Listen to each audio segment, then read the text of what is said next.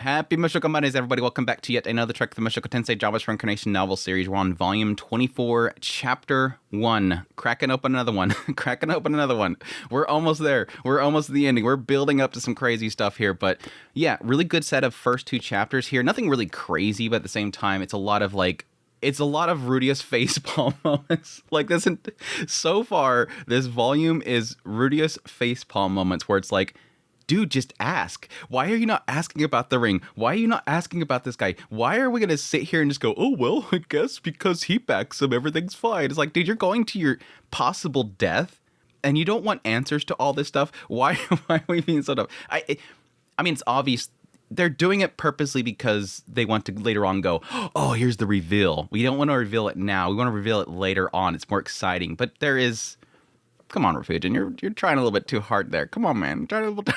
Anyways, thank you for dropping by for the premiere. Hey, chat. Hope you guys are doing well. Hope you guys are good this week. No bad chatters this week. Bad chatters again last week. No bad chatters no more. But yes, as per usual, greatly appreciate you guys dropping by. All your kind words, your support, everything. It means a great deal to me. Thank you, thank you, thank you. And yes, as per usual, greatly appreciate everybody that support channel monetarily through Patreon, tips, links, super thanks, memberships, all that stuff. It means a great deal to me. Orsted Cultist with 12 months, hitting a year.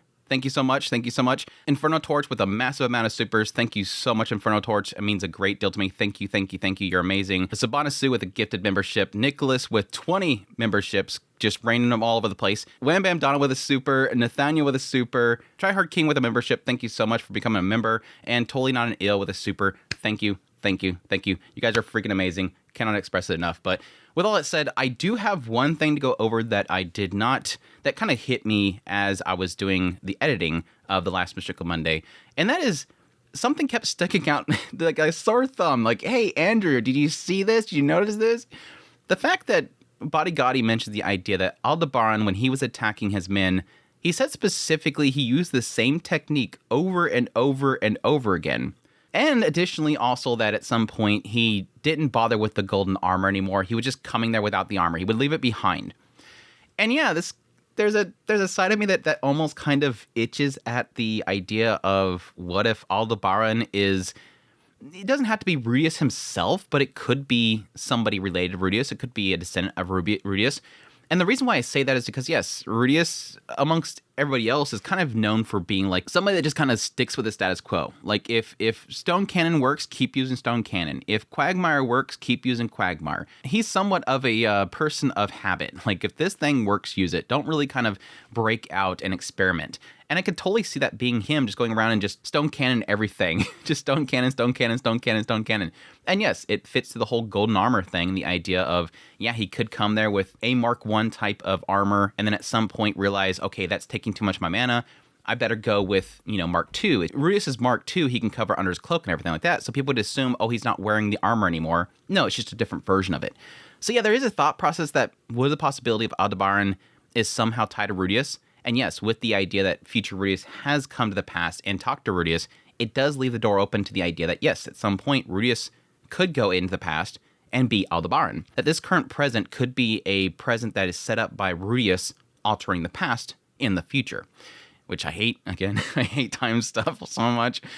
But that starts to beg the question of so much stuff and opens up the door of, like, why would Rudeus be Aldebaran and do this? Why would he go through this whole process? It could be because he feels like maybe he needed to do this whole process. Maybe in the future that he is of the future of the past, there's a situation where he needed to push back the demons. He needed to do this whole process and fight back everybody to push Badigadi to that situation. Maybe he does need... Rudeus of that future needs Laplace to be split.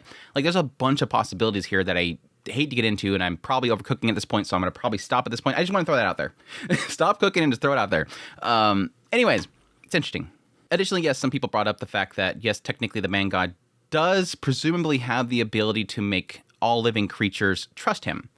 And this was an argument for the case of why Badigadi is going along with the man god. I don't necessarily think that's the case because we've already proven before that, for one, Orsted did say that he believes that he might have this ability. We haven't proven that the man god does. The assumption is this, that yes, by all accounts, it seems like he does. If he's getting people to trust him to do what he needs them to do, I think that's the case. But it could be an aspect that it's not so much that he has the ability to make people, or that's a curse, or so to speak, that makes people trust him. It could be more the idea that because he knows so much about the people, he's able to make them trust him. He knows what they're looking for, what they dream for. Again, that was the whole situation with the sword god. He knows what he was dreaming for, and he gave it to him. And that could be a way of establishing that trust. But even still, Badigadi, my whole point with that whole situation with Badigadi was more the idea that I don't see his mindset going that direction. On several occasions, he keeps saying how he doesn't trust the man god, and that he gave him a bow, but it's totally disingenuous. Like, he is going out of his way to say that he's not trusting anything the man god's doing, which goes counter to the idea of them trusting what the man god says. I mean, plus additionally, technically, he'd already accepted to help the man god before he even was before the man god. I mean, the whole thing with Geese, he knew full well that that's probably what Geese was doing, was working for the man god and being deceived by him, and yet he still accepted to lose to Geese. Like, he allowed himself to lose to Geese. He was already accepting to join the man god before he was even in the presence of the man god, so the trust aspect wasn't even a thing. We'll see, though. I'm still holding hope that Badigadi is going to rug pull, and that he's just playing into him right now, and I think that whole situation where he can't see him because of the potion he drank, I think it's going to turn in that whole situation, but we'll see. I trust Badigadi, and Badigadi I trust. Wahaha. Anyhow, with that all that said, let's dive into volume. Let's put that whole volume away. Let's get into the new volume. Let's get into Chapter 1, a strategy meeting. At Orsted Corporation, Rudeus sat in the meeting room alongside Roxy, Edis, Sylphie, and Zenoba, opposite of Orsted himself. Roxy was in charge of taking minutes. Rudeus summarized their discoveries. First was Geese and Northgod Kalman III. It put Orsted in a good mood when he was told that they were found in the Behero kingdom. He didn't actually say anything, but Rudeus sensed that he wanted to say, "Way to go." Good boy, Rudeus. Good job. However, when Rudeus said they found Ruijerd, his face became a thunderstorm. If it was something I said, Rudeus couldn't work out if he was angry or not. He was glaring. Vibes so bad, Rudeus shivered. The ogre god is also in the Behero kingdom. Specifically, the ogre god lived on the ogre island in the east of the kingdom. You said the ogre god could easily turn against us, right? In one of the past loops, this generation's ogre god became a disciple. Rudeus almost insinuates right earlier that it was the fact that he brought up Ruijerd that made his face a thunderstorm. Is that because he feels that Ruijerd is somehow tied to the ogre god's tribe? That's the only thing I can think there. That seems like an odd reason for it to kind of point out that that's what made him angry. Because we've already brought up the Behero kingdom, and that would already bring up the idea of the ogre god tribe. So why does specifically Ruijerd make his face that way? Again, unless I think that he specifically knows that Ruijerd might get turned by them and would be a threat to Rudeus because Rudeus really likes Ruijerd. Which, again, I don't think it's going to happen. Ruijerd, I don't think again, Fred's going to have to pull something really crazy out of his butt to get Ruijerd to turn on him. And I think even Geese knows that. That's why Geese wants him dead. I think Geese specifically is going to want Ruijerd dead because he knows full well he can't turn him. Maybe that meant Geese's location was a trap. It was also possible Geese was trying to recruit the ogre god. And again, that could be just the fact right there that, yes, he just suddenly realized, oh yeah, that's right, that's the thing, and it's going to be more of a problem. I don't think it's probably nothing to do with Ruijerd. With all that in mind, I'd like to discuss the strategy going forward. All right. We have all the pieces we need for now.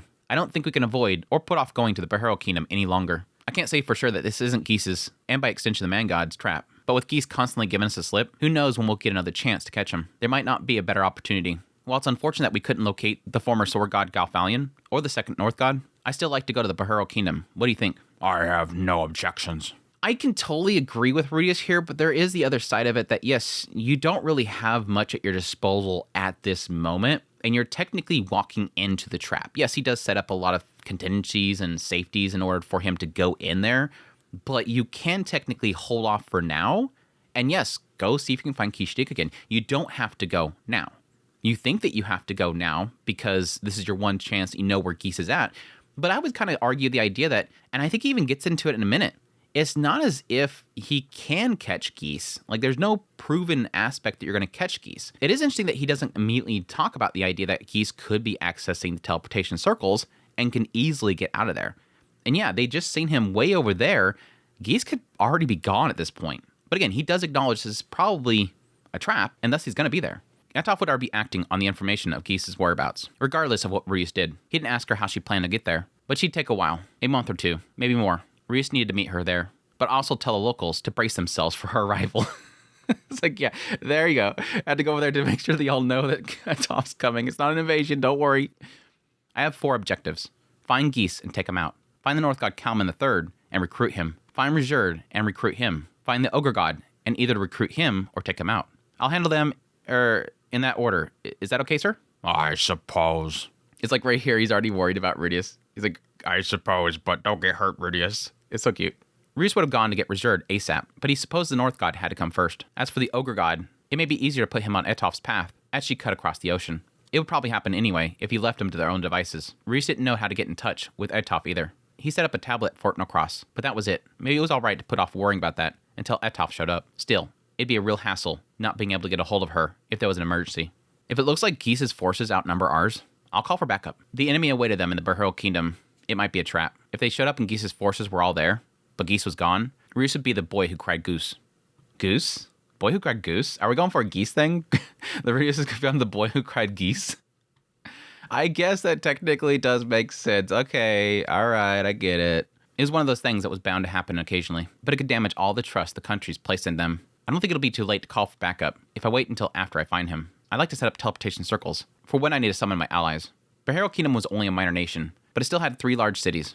The capital of Behero, second city of Erilil, and the third city of Herilil. I'm probably butchering every single one of those names. I don't care. Herilil.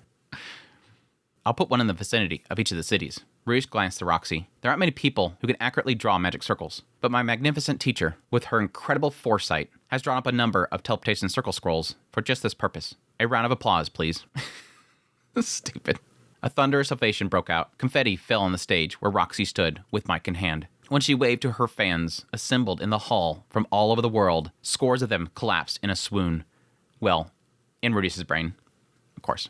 In every Roxy fan's brain. I'm sending people to Behero Kingdom's neighbors to watch the main roads. We'll use the Ruijerd band in Shariah. After plugging potential escape routes, I'll hunt Geese down. Then, as soon as we find him, I'll call for backup. We'll defeat him. Yeah, it's all gonna work all according to how smoothly this Keikaku set up Rudeus. It's all according to Keikaku right here. After that, it would be a matter of stopping him from getting away until forces arrive. Fortunately, Behero Kingdom was surrounded by forests, mountains, and oceans. It didn't share borders with too many other countries. When Kishirika used the demon eye to find Geese, she also sensed the man god. That meant the man god had likely sensed her too, and so it was possible he already ran. Like he said in his letter, he could even get away through the forest as long as he had a companion. Locking off the main roads was mostly for Rudeus' own comfort. So even here, he's acknowledging the idea that he could probably get away through a forest or the mountains or something like that. But additionally, I'm kind of surprised that he's not specifically pointing out teleportation circles. I'm curious if there is any teleportation circles in the area. I mean, that could be a possibility. I would assume there is pretty much anywhere on the world. There's going to be some somewhere. But, I mean, there's a possibility there's no circles there. But yeah, it sucks that he didn't actually specifically ask her how she sensed the man god. And again, my assumption there is that she's seen him very briefly. But again, that could have been Badigadi, but she shouldn't be able to see Badigadi with that eye because he's drank that potion. I see. Then who will handle the magic circles? We should split the task up. One person for each circle. Isn't that too risky? Sylvia objected. I mean, they'll go after you, right, Rudy? Yeah. Assuming Geese's letter was trustworthy, he said that he was after Rudeus. It wasn't hard to imagine running right into a trap if he went alone. Or Geese could play divide and conquer. Thanks to Sir Orsted's bracelet, I can avoid the man god surveillance. Geese and the man god can't detect me, Sir Orsted, or anyone near us. Geese will probably turn to analog methods to try to locate me. Plain old information gathering. Yeah. Like I was going to say right here, is like Geese is like, he can't detect me. Yeah, he can. That's why I'm going to disguise myself and get the magic circles in place quickly before he catches me. It was only a matter of time before Rudeus was exposed if Geese was looking for him, but he could at least avoid being surrounded and taken the moment he arrived. If things went well and luck was on his side, Rudeus could even get the jump on Geese. We'll see. I don't see that happening. I don't see Rudeus setting up a trap for Geese. I see Geese springing something on him. If there was no trap, that meant that neither Geese nor the man god had predicted being located. Yeah, there was seemingly no indication that they have spotted him at this point. I would think that would be something that would probably be brought up during Geese's chapter. If that wasn't part of their plan, Geese would probably run unless his business couldn't wait. He may stay until the last possible moment and try to finish whatever it was. Roxy then spoke up with a suggestion. It might be worth staging a diversion if you want to stay hidden, Rudy. A diversion? Do you have a specific plan in mind? I do. Why not have one of us go to the Sword Sanctum? Queen Ariel said that she'd deploy reinforcements whenever you need them. That includes Ghislaine and Isolde, right? Those two know the people of the Sanctum well and should be able to hold their own in the fight. The current sword god doesn't serve the man god. If what you told us is correct, I think finding someone there who can help us and bring them back could work. Sword King Nina, for example. Yeah, unfortunately, Rudeus didn't pick up on the whole Nina being pregnant thing, so the information he's giving to Roxy right now, she's like, yeah, go get Nina. You can definitely bring it in. I mean, there's a chance that Nina's not pregnant. I mean, I don't put that past it. It could just be a simple thing that was what Rudeus kind of caught on that she was doing. Maybe she might think that she is, but she's not actually. I mean, there's a bunch of possibilities here. That was like the whole situation with the anime adaptation of Norn's little segment where she's shut in, and there was people actually claiming that she was pregnant. And it's like, yeah, because people always put their hand on their stomach. They're always pregnant, right? They're always pregnant when they do this. I mean, yes, technically Rudeus could be right. She could just have, that time of month. She could just have some cramps. But yeah, I'm very curious that right here she's pointing out, based on what you've told us, the current sword god doesn't serve the man god. That's an interesting assumption to come up with. I'm kind of curious how Rudeus came up with that conclusion, or what he provided to Roxy that she got that conclusion. I mean, it can't be a count, because they're already right now suggesting the possibility of the ogre god also getting involved. And so they're not ruling out the idea of we've got too many at this point, but something else seems to be implying here that that's not the case. Maybe it'd be the idea they think that the last sword god would be possible, and thus Gino would not. I don't know.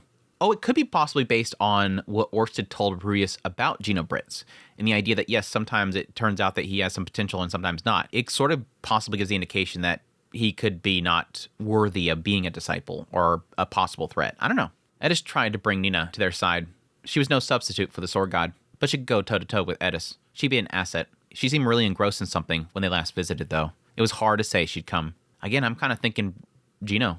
Can Gino go in your place? I know, again, if you're pregnant, I know that you can't go. Can he go in your place? And she would, she'd probably be able to, whip him. She probably has a little control over him. Oh, okay, I'll go then. Sylphie raised her hand. Rudeus trusted her to handle the negotiations. She was acquainted, in a manner of speaking, with Nina, Isolde, and Ghislaine. Yeah, I know that she probably talked to Nina. I guess she could have spoke to Isolde when they were in that kingdom. It just kind of glossed over their time there. It was really more about Edis getting with Isolde and Nina. It wasn't really so much focus on Sylphie, but I could see her definitely being acquainted with them too. Ghislaine's a given. Plus, if she went, that would serve as a diversion. She had already had the baby, so there wasn't much value in killing her, but she may still be targeted. Yeah, I'm like, when I read that, I'm like, oh, she already had her baby, so it's okay. Like, are we like, safe? Baby's gone, no problems. But, and he doesn't really say it, but it does technically make sense, is the idea that, yes, technically now her destiny is going to be strong again. Because the whole point is that childbearing and stuff like that does put them in danger. Now that she's had the baby, her destiny's strong again. But yeah, never going to be not a threat to the man god, because she's producing possible children that will come after him. The man god knew all too well who Rudeus wanted to keep safe. If his wives split up, that might make it harder for him to work out Rudeus' location. Only one thing worried Rudeus, though. And again, yes, that's technically true as well. Not just the idea of producing the children. If he kills one of his wives, it's probably going to destroy him. And I think the man god knows full well, as to how much Rudeus has gone through for his wives. If I can take out one of them, that could be enough to break him. That was the whole thing with Roxy. Are you worried about the danger? It's a risk, but given we know where Geese is, I think it'll be minimal. Roxy had a point. Surely after recruiting all of his allies, Geese wasn't about to let them get picked off. It could be assumed that they were where Geese was, unless that's what they wanted Rudeus to think. Yeah, technically, based on what we know, Geese is having them all walk separately and not associate with him to go to one destination. The assumption right now is that this is the destination. This area right here is where he told everybody to go to, and once they meet again, now it's time. But they are keeping separate until that appointed time, which again I think is going to be centered around Ruijerd.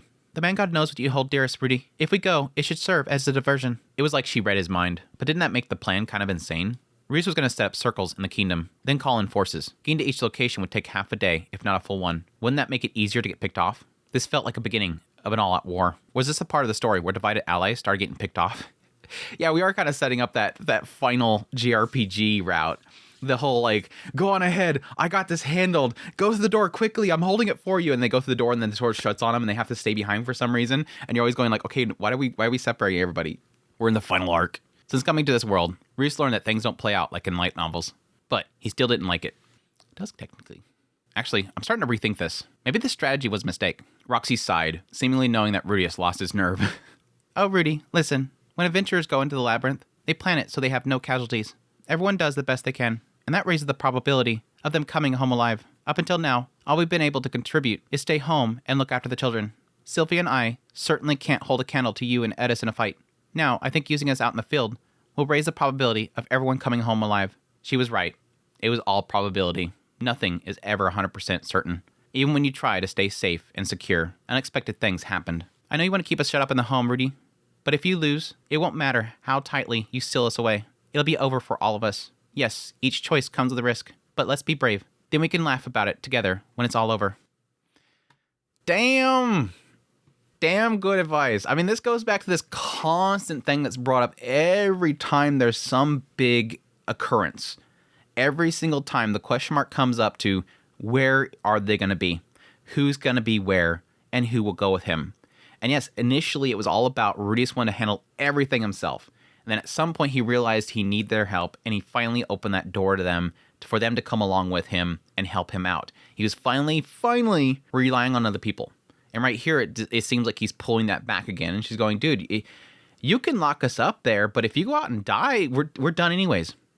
It's that whole thing of like, yes, I understand Rudeus' side of here where he wants to protect them because they mean so much to him, but you do have to understand the other side of it. He could never live with himself if something happens to them. It's the same thing for them. If something happens to him, it's over for them. They can't live on. They're ruined. That's the problem. Now, I can make the counter argument to that in the idea that you still have to take care of the children. Like, somebody needs to stay behind to take care of the children if something happened to one of you. But still, we know Rudeus is terrible at handling the children as it is now. No, so it's better for them. Rudeus didn't know how he could be happy again if he lost any of them. If he came home and found Roxy, Sylphie, and Edis gone, would he be able to laugh? No chance. Rudy, we're all parents now. We have to think about the future. Rudy's seen Paul's face in his mind's eye. If Paul were alive, what would he have done? What would Paul do? We need the WW Paul do. We need what would Paul do? When he went into the teleportation labyrinth, he took Rudeus with him. When the displacement incident happened, well, he lost it. Well, best put that out of mind. He's like, yeah, he did this. Say he did this. Let's forget about that part. Before that, when living in Buena, he never shut Rudeus up in the house. He felt Paul was trying to protect him, but he also let him wander in the village where danger wasn't too far away. When Zenith wasn't pregnant, she worked at the local healing center. Even after she got pregnant, Rudeus felt that she'd been out and about frequently when she was able. Paul wasn't a perfect dad. He also didn't have enemies who wanted him dead. Nevertheless, I bet the man god wanted him dead.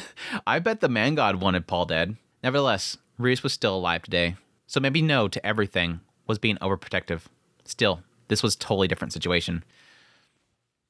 I like this. I like this idea of Rudeus once again at this point, even at this point, this late in the story, and the fact that he's as old as he is now, he still references back to his only example of parenting. That's Rudeus' problem. Like, when he came to this world, he didn't have a sense of parenting. Like, his relationship with his parents was so messed up. And that was something that he came to realize the moment that he lost Paul. Is that was the moment when he finally at least acknowledged, I didn't notice anything about my last parents. And now with Paul, I'm finally realizing everything that I had with him and everything that I missed out on with him. And even at that moment, recalling all the memories that he had with Paul and thus using that as almost a structure for his life going forward. Paul, as much of a dirtbag as he is, as much as the many mistakes that Paul made, Paul is sort of become what he sees as a parental figure and is essentially trying to create his own parenting based on some of the stuff that he has experienced with Paul. And yeah, he's joking about the idea that, yeah, this is probably not a good example. Oh yeah, he's kind of weird here, but he's at least showing that. Now he is seeing again that his situation is much different than what Paul is. Paul used to let me run around all the time. He didn't keep me huddled up in the house. No, Paul used to even let Zenith run around, even when she was, pregnant. Oh yeah, this whole situation, Paul always was okay with this. He's realizing that compared to Paul, he's being overprotective. But again, he's also realizing that the situation is different. But again, I would argue, tier listing dangers, really. He's in a fault of tier listing dangers. The idea with Buena Village is that, yes, technically, he could wander off to the forest. I think Rudeus even mentioned that at some point that it's like right there. The forest, that's why Paul has to go out there with people on a regular basis and clear out the forest, because the man is building up and it's creating monsters. Rudeus even mentioned at some point he went with Paul there. They went out to the forest together. There's dangers that could have killed Rudeus, but he didn't want to keep him huddled up in the house. Paul's of the mindset that eventually he's going to run into those dangers. Might as well get him accustomed to it. And now Rudeus right here is realizing, yeah, maybe I'm keeping things a little bit too huddled up.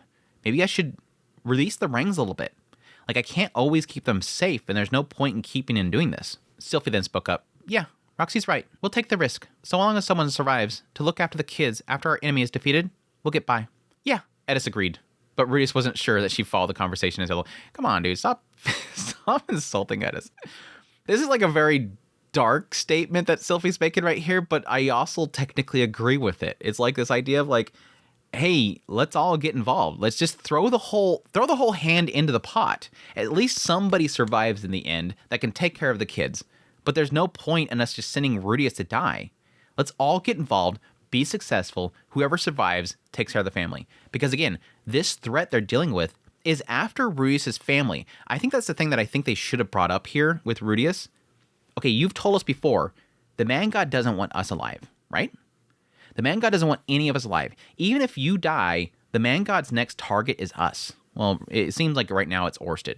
But eventually it's going to be them. I would actually argue if the man god was being smart about this, it would be to take out Rudeus first, then take out his family, then go after Orsted. Orsted's the biggest threat and the most difficult for him. By all accounts, Orsted is the most powerful. Rudeus is a massive threat, and he's creating more threats. Get rid of him first. Get rid of the source of the allies that Orsted will have. Then take out all the allies of Orsted that'll be very weak, and then go after Orsted. Because there's a good chance you're going to fail at Orsted, but at least if you take out these two, the threat's gone. Orsted can't handle it alone. But I like that mentality of, let's just make sure it's successful, and then whoever remains takes care of the kids. Because if we fail, we're done. Like what Sylphie said earlier, if we don't handle this, we're done anyways. It's not so much an emotional thing that if we lose you, Rudy, we're done, but that, yeah, we're next. Zenoba and Orsted stay silent while they discuss family. Then why isn't Orsted speaking? Orsted's part of the family. But Rudeus was sure they would pipe up if any part of the conversation struck them as outrageous. Right, let's go with that then. Any objections? No objections, they had their plan. Rudeus would hide his identity. They would split up and search for Geese. Once they'd cut off his escape, wait for backup, and eliminate him. After hammering out the details, they settled on the following teams. Teams stopped Geese escaping into the neighboring country, Aisha, Linnea, Persenna, and the rest of the mercenary company. Team creating a diversion by getting Nina from the Sword Sanctum, Sylphie, Ghislaine, and Isolde. He puts them in parentheses, so I'm assuming the idea here is that Sylphie would go there alone. It's like the other two are optional. If they can get Ghislaine and Isolde to go with her, that's great, but this is like for sure Sylphie's going. Team Capital City, Zenoba, Julie, Ginger. Team Second City, Rudeus. Team Third City, Edis and Roxy. Team Edis and Roxy back in the house, dude. Team Edis and Roxy, best team in the house. I love Team Edis, Roxy. What would this be? Roxy's? Roxas? Edis? Roxas? Let's call it Roxas. Team Roxas. They'd each set up a teleportation circle, then move on to search for Geese and the North God. Sylphie would follow the plan they discussed. Zenoba would focus on getting information. Edis and Roxy would handle the Ogre God. What? That was like a second. What? I guess that makes sense. Edis and Roxy would be a good choice there. I find it very dangerous, but this whole situation could be dangerous no matter how you cut it. We got to put the danger aspect aside. But I think of all the things that possibly they could do, why? Why would Rudeus go to the Second City and send Edis and Roxy to handle the Ogre God? I think they mentioned that there's a good chance that... I think the fact that Ruijerd was spotted at the Second City, he wants to go see him himself, and that's why he's probably chosen the Second City for himself. But still, like, I could see Roxy possibly being able to communicate to the Ogre Gods a little bit better. Maybe she has their language down. But still, I mean, I love Team Roxy Edis, but still, that's scary. Reese was sure that Aisha would do him proud heading up the escape route cutoffs. Reese's own task involved Ruijerd Yanago. He heard he and Ogre God shared a long history. That would be probably why, I guess, Orsted was a little bit off there. Then there was the North God Kalman, who set off to Behero Kingdom with perfect timing. They had no choice but to split up forces. Since Rudeus had no idea what Geese was up to, it would be best to keep the communication going on between them all and stay flexible. Those of them heading to the Behero Kingdom would get going at once. The longer they sat around, the likelier Geese might cover his tracks. Rudeus already hunted down Kishirika to get his location, and he wasn't going to do that again. It's like, just get some donuts, dude. Just make a donut cart, ride it around the demon continent. Eventually, she's going to sniff it. Sylphie was set off a bit later. Ariel said that she'd send reinforcements right away, but she had her own things to take care of. It wasn't like Ghislaine and Isolde would arrive the instant they called. Julie, Ginger, Lenny, and Priscilla, and the mercenaries each had their own jobs. Reese would be tearing them away from their lives, but this confrontation would decide everything. It had to be done, no matter what cost. Yeah, it's like you can't really...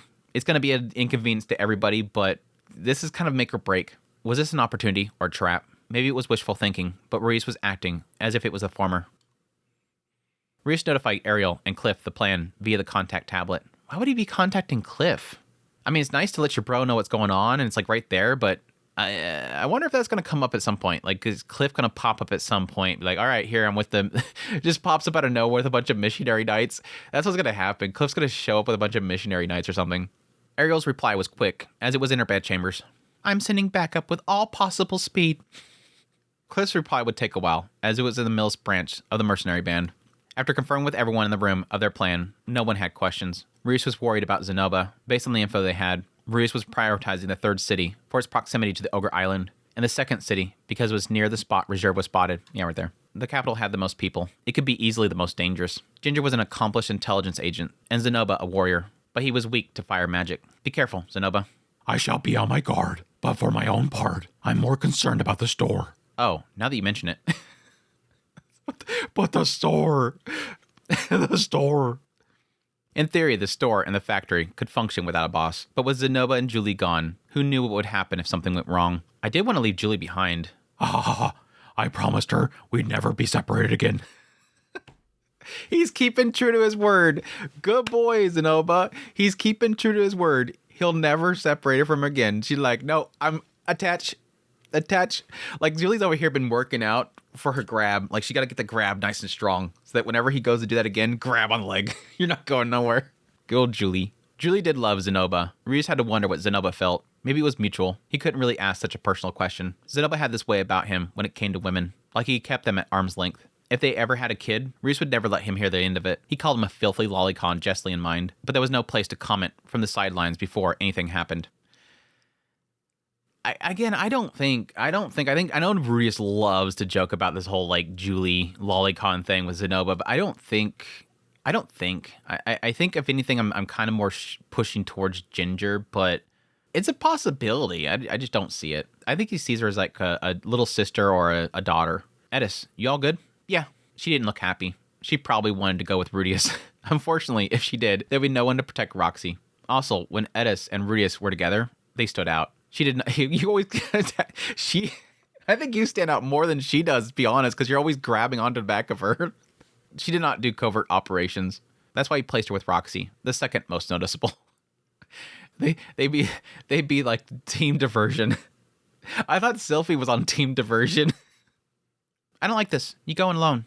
That was fair. Rudeus was worried himself. He wasn't sure that he could both perfectly avoid Geese's notice and collect information. Geese was a master of intelligence. Unless played carefully, he'd have Rudeus the moment that he heard that there was someone looking for Ruijerd and Northgod Kalman. If that happened, he'd be gone before Rudeus could reach him. Also, nothing good ever came from Rudeus working alone. It's true. I don't know.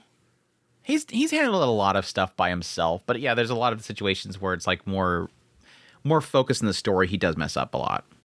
I've got something planned. You'll see. What about you, Sir Orsted? If possible, I'd appreciate if you could stay here and manage the contact tablets, protect my family, that sort of thing. Orsted paused for a moment. Very well.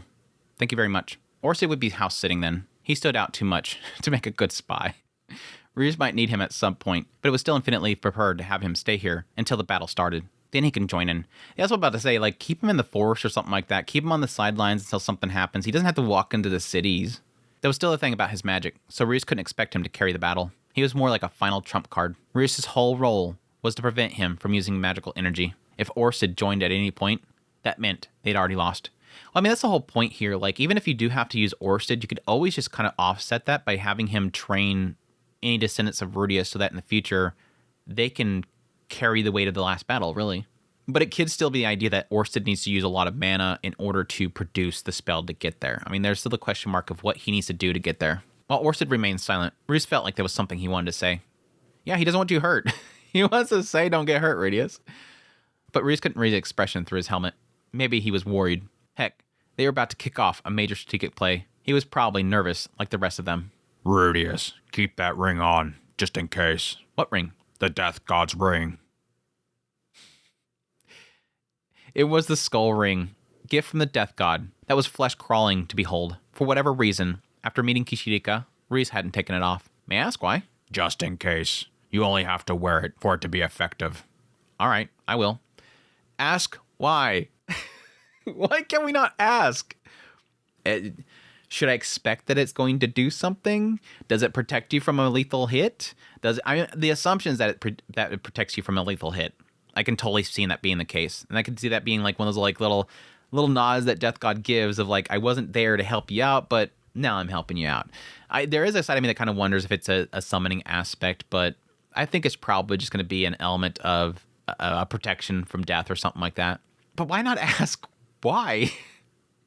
Keep it on. May I ask why? Just in case. You only have to wear it for it to be effective.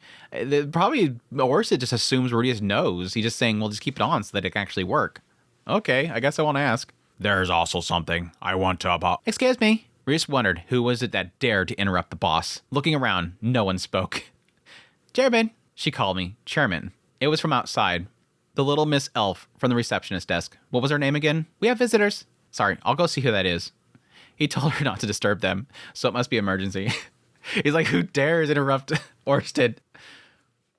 There's also something I want to It's got to be apologize. Like, what else would be APO? Apologize about? A point? No, it'd be 2 Ps. Like, what would he need to apologize about? Maybe he feels that he's at fault for the fact that all this is happening with Rudeus and his family, and he's starting to feel kind of guilty about how much of this of Man God is weighing on. I mean, I kind of wonder that at some point, from Orsted's perspective, again, he immediately went to kill Rudeus because he thought he was a disciple of the Man God. He's been living through all these loops trying to take down the Man God. Rudeus shows up, really throws a mess into this entire loop, but at the same time becomes an ally with Rudeus. And after a long time, Rudeus is handling a bunch of stuff for Orsted. Yes, helping him to where he can, refill his mana, take it a little easy and whatnot, handle a lot of these processes. But at this point, I think they've grown so connected that I could see Orsted at some point wanting to tell Rudeus, yeah, this is getting really big. It's getting his entire family involved. Rudeus is stressing over what they're going to do for this plan and everything. Maybe there's a chance that right here he wanted to apologize to Rudeus for all the stuff that's happening. But again, I do believe in it, and it's kind of confirmed later on that there is a side of Orsted right here where he doesn't like the idea that Rudeus is going there alone. He wants somebody to go with Rudeus. Whoa. Stepping out, Rudeus' eyes immediately registered gold. Head to toe gold. A guy in golden armor glinting before him. What? Hey! The humanoid gold nugget raised his hand. That voice, that gesture, a vision of certain person came to Rudeus' mind. Golden Knights. Rudeus heard the fighting god armor had been golden. Back in the day, Badigadi, as a disciple, fought Laplace in golden armor. It all clicked. They were here to attack him. Geese was a decoy all along. The man god salvaged the fighting god armor and sent an advanced guard to get him. These gentlemen say they came by the teleportation circle on orders from Queen Ariel. Now that he got a better look at it all, and took into account the dim light, the armor was more like a dull ochre. Glad to have you. Taking off his helmet, the guy had a head of black hair, relatively rare in this world. He looked about 50 or so. Deep lines sectioned his face, and he carried himself like a veteran warrior. Rudeus met the guy once before, at the Osran Palace outside of Ariel's chambers. Ha! I am Shander von Gandar, knight in service Queen Ariel. My pleasure, much obliged. I'm Rudeus Greybat. They exchanged bows. Thinking about it, Rudeus heard of the Grander family. He forgot to ask Orsted about them last time. Chandler hadn't seemed all that important. It's like, are we going to try to make it as obvious as possible that Rudeus is completely missing this? I'm here on urgent, top secret orders from Her Majesty. Chandler held out a box. It was urgent? That must mean that he'd just gotten them. Rudeus only sent Ariel details of the plan during the meeting. She moved fast. Thank you. What is this? There's a magical implement inside that can change your appearance. Her Majesty said you need it. There have been devices like this in the Ostrad Kingdom, but even then, it was impressive that she had them ready to hand over. Maybe she already suspected that he'd need it and had it ready to go. It's probably sitting in her bed chambers. Like, she probably just has it sitting right there, ready to go. Please confirm the contents. Okay. Cracking it open. Sure enough, there was a set of matching rings, one red, one green. The wearer of the green ring would take on the appearance of the one wearing the red. With these, Rudeus could make himself look like an ordinary villager. In addition, this is the royal insignia of the Asra. Her Majesty gives you leave to use it, should you find yourself in trouble, along with her name. In another box was a medal. It bore the coat of arms of the royal family of Asra. Ariel must have had it made fresh. It looked new, and writing letters for Rudeus every single time something was... and writing letters for Rudeus every single time must have been a pain. Rudeus owed Ariel yet another favor now. She's just gonna keep piling it up. Oh, Rudeus, I've helped you out so much. It's time to help me out. But again, she's wanting to make herself literally so useful that they have to help protect her. Like, if she's in ever danger, they'll come back and call because she's so useful. We also have instructions to assist you, Master Rudeus. They must have been filling in until backup got here. Naturally, Ariel couldn't just send a Sword King or Water Emperor away without notice, so she sent them knights with nothing better to do. No, she sent you literally her best. It's like, dude, you're so dumb sometimes, Rudeus. She literally sent you the best. The best. The one that you were talking about looking for. She sent you the best. Like, it's so funny that Rudeus is so focused on getting the third, and it's like, you have the second right there. Like, why aren't you talking about the second? Why aren't you looking for the second? Strike that. It wasn't fair for him to call it filling in. He'd do fine as backup in his own right. And this was Ariel. She wouldn't send an amateur incapable of carrying out top secret operations. Wait, we? Indeed. Come on, say hello. Chandel called out, gesturing his head. Suddenly, a section of the wall sprung to life. In a corner of the lobby, looking like a part of the furniture, a huge suit of armor. Somehow, Rudeus hadn't noticed it, even though it'd never been there before. It didn't have much presence. Still, once noticed, you couldn't ignore him. He was a hulking figure in gray armor, an absolute massive battle axe strapped to his back. I'm Doga. My pleasure. I'm Rudeus Greyrat. I totally forgot what voice I had for Chandel, but I can't forget the voice that I have for Doga. Rudeus had met him before, too. He'd been guarding Ariel's chambers, and wasn't exactly the sharpest tool in the box. He was a knight, and not just an axe guy then. Even though his name and his physique were tough, there was an innocence about his face. Rudeus read him as a strong, kind, silent type. He was maybe in his 20s, or even still a teenager. Yeah, he doesn't definitely... Based on the picture, he definitely doesn't look like... I was totally... When I was reading that segment, I totally had like this full-on appearance of like a Hulk character. Like literally the Hulk. Like just gruffy face. Not this like basically massive child-looking kid. Chandel in his ochre armor had a sly fox thing going on. He was pretty broad himself. But next to Doga, he looked like a reed. They looked like two parts of a tag team boss battle. You can see that. Well, your wish is our command. I could do anything you need. Right. They were here, but what to do with them? Was a sensible option to put them on the mercenary team? Maybe stick them with Zenova. Reese couldn't see them getting along. Chandel, you're a fighter? Of course. I'm rated the strongest of the Royal Awesome Knights. Strongest? Reese guessed that Ghislaine and Isolde probably didn't count in this member as a knight's order. Damn it, Reese, you're so freaking oblivious. It's so stupid. To be honest, he didn't look like he'd hold up in a fight, but he was genial and quite funny. Reese would probably like him as a friend. We'll likely be fighting the great powers. Do you think he can handle that? Without question. I've been prepared to die ever since I pledged myself to serve Queen Ariel. For all Rudeus knew, Ariel sent him because he was disposable. He put him with Zenova. But hold on. This was a bit weird, right? Rudeus just sent a message to Ariel. She worked fast, but this fast? The time was too perfect. What if the man god? You. Rudeus turned to see Orsted behind him. Chandel bowed. If this isn't a massive signal to you, Rudeus, wake up. The moment Chandel seen Orsted, he bowed. He immediately bowed. He knew exactly who Orsted was, and he didn't look afraid. Wasn't afraid at all. Good day, Dragon God Orsted. It's a pleasure to see you, and I'm delighted to see that your curse is better under control than Queen Ariel indicated. And now it does right here technically indicate that he has never met Orsted before, because he's implying that Queen Ariel said the curse is better. Like he had to hear from Queen Ariel that it was a tough curse. I don't know. Reese shot a glance at the elf girl. She had her arms crossed over her torso, gazing at Orsted with an expression of fervent emotion. What was that about? It couldn't be the first time that she'd seen him, surely. He did have the helmet on, but maybe the curse was affecting her less than she expected. But never mind that. Reese focused on Shandel. Yeah, it's like, why are you looking at this situation right here? You serve Ariel now? I do. I have a certification here. He pulled a piece of paper out of his pocket to show Orsted. It read, I appoint Shandel von Granger as captain of the Golden Austrian Knights. It had Ariel's own signature, as well as the Austrian coat of arms. Him bringing that felt sketchy, but that was probably due to prior suspicions Ruiz carried. You will go with Rudeus. Geese won't know your face. As you command. That works for you, Rudeus. Huh? Sure. Out of nowhere, Orsted appeared and made the decision for him. If that was Orsted's command, they'd go with it. Wait, actually, that doesn't work for me. Can we back up a bit? We can't just decide like that. Who even is this guy? You seem to know him, Sir Orsted. Yes, he's... Orsted fell silent. Reese looked at Shandel, who put his finger to his lips. So stupid. This is so stupid. It's cheesy. It's so stupid and cheesy. I hate it. Refugian, stop being cheesy. If he doesn't know, perhaps it's better off keeping it that way. Right now, I'm Queen Ariel's knight. From here on out, I shall be Master Rudeus' servant. It sounded like Shandel was famous. Who could he be? He didn't seem like a great power. If anything, he had kind of a pushover vibe. What famous people would Orsted know? Maybe he was related to Dragon Clan, Holy Dragon Emperor Sharad, or the Abyssal Dragon King Maxwell. But he didn't have silver hair. Maybe he could have dyed it. Are you sure about this?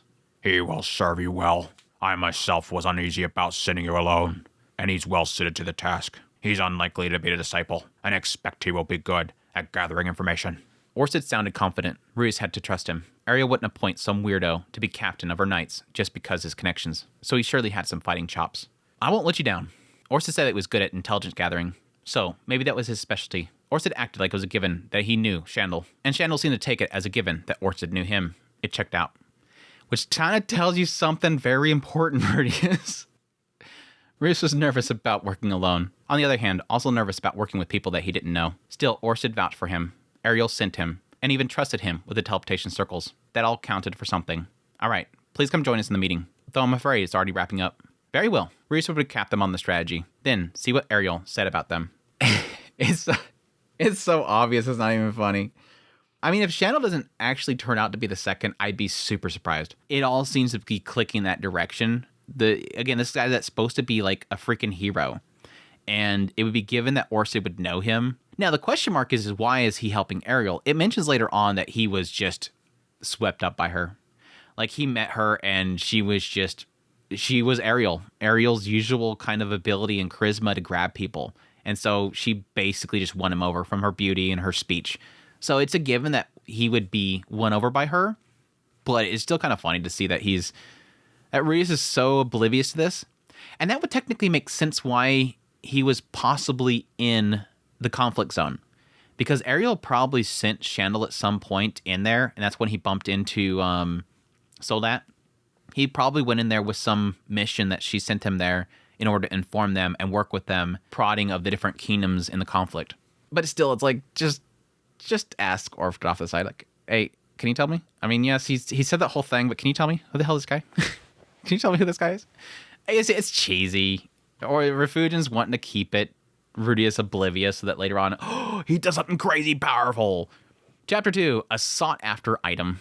The Behero Kingdom was on the eastern edge of the central continent's northern region. It had 3 great cities, capital of Behero in the center, second city Erilil at the edge of the forest to the south, and the third city of Herilil on the ocean to the east. There was nothing particularly unique about this kingdom. If you had to point to something, its domains were large considering how little influence it wielded to the other nations. Despite being twice the size of its neighbor, their militaries were approximately equal in strength. Even though the east of the northern lands remained the province of rival warlords to this day, the question was, how did Behero Kingdom, with more land than it had military strength to defend, avoid invasion? The answer was the Ogre tribe. The Ogre tribe lived on the Ogre Island, a lonely rock sticking out of the ocean. Their friendship with the kingdom ran deep. After the end of the Laplace War, during the founding of the Behero Kingdom, probably 100 years ago at most, the Ogre tribe on Ogre Island and the human clan on the edge of the northern lands kept to themselves. The ogres interacted a little with the humans who lived on the coast, but they definitely weren't swaggering in human towns like they belonged there. The Ogre tribe had a problem. They were under attack by the Ocean tribe. I wonder if that's the sea folk. To call them the Ocean Tribe is a little weird. I wonder if that's supposed to be like, it could just be sea folk that are known as the Ocean Tribe. The Ogre Tribe were warlike people, and their pride made them loath to surrender to invaders. But the Ocean Tribe's strength was too great. The ogres fell one after another, and they were doomed to either be wiped out or become their slaves. That was when a party of adventurers came to their rescue. The adventurers had heard rumors that there was a treasure to be found on Ogre Island. Rudeus didn't know anything about them individually, but their leader was a human, and then there was 4 of them. Probably a knight, a dog, a monkey, and a pheasant. That's how it went, right? Wah, wah. I mean, it does technically joke about that whole idea about like some stories from this world being borrowed from our world. A lot of mythology and whatnot from our world might be possibly borrowed from other worlds. Anyways, they arrived dreaming of treasure and ready to fight. What they found was the Ogre Tribe in dire straits. The invasion had depleted their numbers, and warriors were covered in flesh wounds. The women lived in fear, and the children never smiled.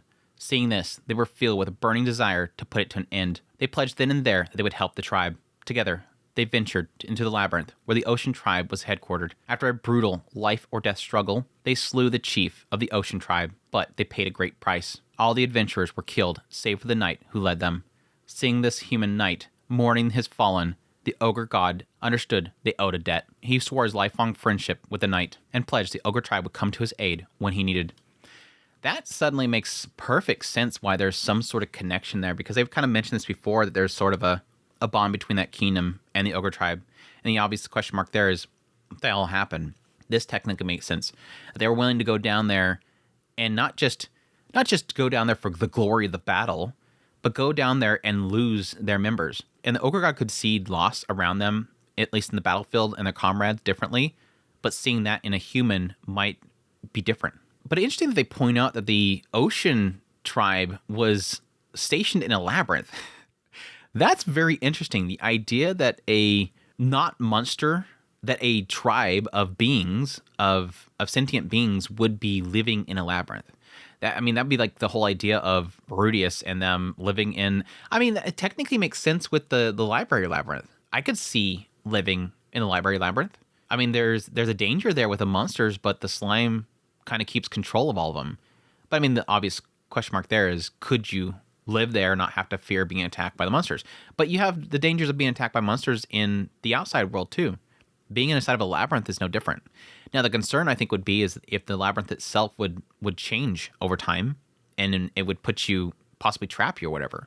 Still cool idea that you can live inside these things. That was when the shocking truth came to light. The knight was actually the prince of a newly emerging nation across the sea.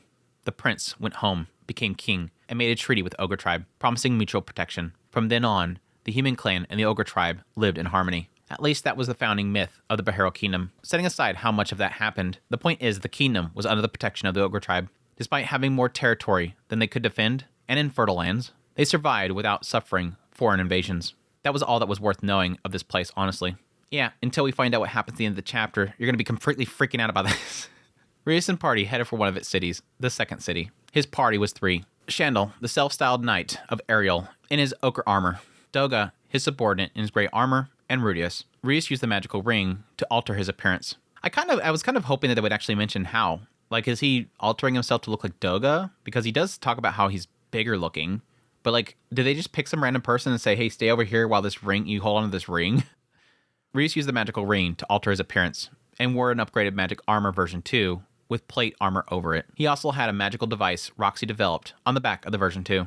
It released magical energy while holding down a button on his waist. The scroll that corresponded to the button would automatically activate. He had 10 scrolls in total, 5 on each hand. Not having to get a scroll out one at a time was more convenient, but the scrolls were thick, and Rudeus had them folded up and strapped on his back like a school bag, ready to deploy. It made him look like he was about to blast off like a rocket, so he dubbed it Scroll Veneer. It was Roxy's number 2 invention, after the Gatling gun. Wearing the magic armor, Scroll Veneer, and plate armor, while a cloak covered it all, made him look enormous. He was over 2 meters tall and covered in armor, the perfect disguise. His story went that he was a North God-style warrior, traveling around, taking on work as a bodyguard. He'd come to these parts with no particular reason, and just casually asked if there was strong guys around. Visually, it was supposed to look like Chandler was their leader, 2 big guys following him. Rudeus's cover name was Cray, and they'd travel by carriage. I don't remember if they got into the details of this, but I'm kind of curious what the scrolls are. I mean, I thought it would be pretty cool if the idea the scrolls themselves were teleportation scrolls. He said that he can press the button and activate them. So this isn't like teleportation scrolls that he's going to be setting up somewhere for later use. It's almost implying that these are scrolls that he's going to be laying out to do something. I'm kind of wondering if they could be used for teleportation, because he doesn't really necessarily need it for most anything else, because he has, silent casting. He doesn't need to have a massive scroll do that. But he can't do silent casting for things like healing spells, toxification, and teleportation. Like, there's some areas where he can't do that. So I'm wondering if these ways for him to be able to teleport or something like that. I guess I could see him using really high healing spells on them. But cool to see. Roxy's efforts in upgrading the armor is working out. It's a bit bulky, it seems like, but hey, it works. Right now, Rudeus was just one of 3 knights rattling about a back of a wagon, all 3 of them in heavy-duty armor. It was easy to spot them, but the make of their party wasn't so uncommon to get attention. You didn't see many people in armor in the magic city of Shariah, but in this kingdom, they have passed similar folks. While they traveled, Rudeus gave a rundown of his companions. Ch1-2 was captain of the Golden Knights of Osra. He used to be a traveling mercenary. After spending a long time in the conflict zone, he went to the Osra kingdom for Ariel's coronation. Enchanted by her voice and beauty, he tried all kinds of tactics to become her servant, until at last she took notice of him, and he got his chance to give her his pitch. That was how he obtained his current position. It sounded like he was good at sucking up, but Ariel wouldn't appoint a knight a captain whose only talent was flattery. Something else must have caught her eye. I don't know. I wonder. It's going to be so funny if he doesn't turn out to be it, because I'm so sold on it. When Rudeus asked Ariel for more information, she replied that he was upstanding and trustworthy. Nothing about his identity. Rudeus could practically hear her laughing at him. What? You don't know? Tee, not telling. She's like, I got something that he doesn't know.